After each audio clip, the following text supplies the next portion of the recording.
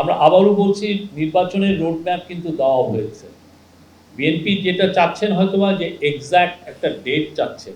আমরা কিন্তু বলে দিয়েছি, ইন্টারিম গভর্নমেন্ট বারবার বলেছে যে নির্বাচন এই বছরের ডিসেম্বরের মধ্যে, যদি পার্টিগুলো, সব পলিটিক্যাল পার্টিগুলো মনে করে যে কম রিফর্ম করে তাড়াতাড়ি ইলেকশনের দিকে দেশ ধাবিত হবে, তাহলে এটা ডিসেম্বরের মধ্যে ইলেকশন হবে। আর যদি না, ওনারা পলিটিক্যাল পার্টি চান যদি আরও কিছু রিফর্ম হোক, হওয়ার পরে ইলেকশন, সেক্ষেত্রে আরও 3 মাস এটা দেরি হতে পারে। বাট তারপরে এপ্রিলের পরে থেকে আপনারা জানেন যে কালবৈশাখীর সিজন শুরু হয়, তারপরে রেনি সিজন শুরু হয়, সেই সময়টা আসলে ইলেকশন করাটা মানে সুইটেবল সময় না। পিরোজপুরে 5টি বাস রিকুইজিশন করে আনা হয়েছে এবং এক ধরনের অ্যালিগেশন আসছে যে পিরোজপুরের যে ডিসি, যে ডিস্ট্রিক্ট কমিশনার মহোদয়ের যে অফিস, এটা রিকুইজিশন করতে হেল্প করেছে এবং পুরোপুরি এইটার কিছু অ্যালিগেশন আমাদের উদ্দেশ্য করেও বলছে যে এই ক্ষেত্রে ইন্টারিম গভর্নমেন্ট এখানে হয়তোবা এই বাসগুলো রিকুইজিশন করতে হেল্প করেছে। আমি এখানে দ্ব্যর্থকণ্ঠে বলবো যে আমাদের এখানে ইন্টারিম গভর্নমেন্টের এখানে কোনো রোল নাই।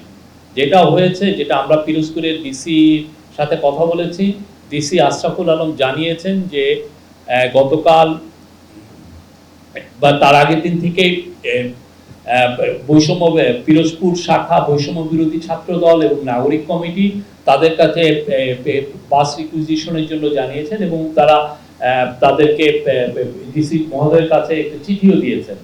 এবং সাথে যেটা হয়েছে যে তারা যারা আহত হয়েছিলেন জুলাই আগস্টের গণঅভ্যুত্থানে এবং যারা 2টা নিহতদের পরিবার, তারা সবাই এসে তাদের কাছে রিকোয়েস্টটা করেছিলেন।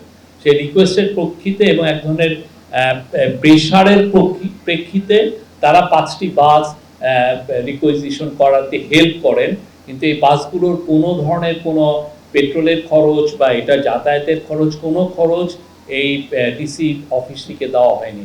এখানে কোনো মনিটরিং ইনভলভমেন্ট ডিসির কর্তৃপক্ষের মধ্যে ছিল না।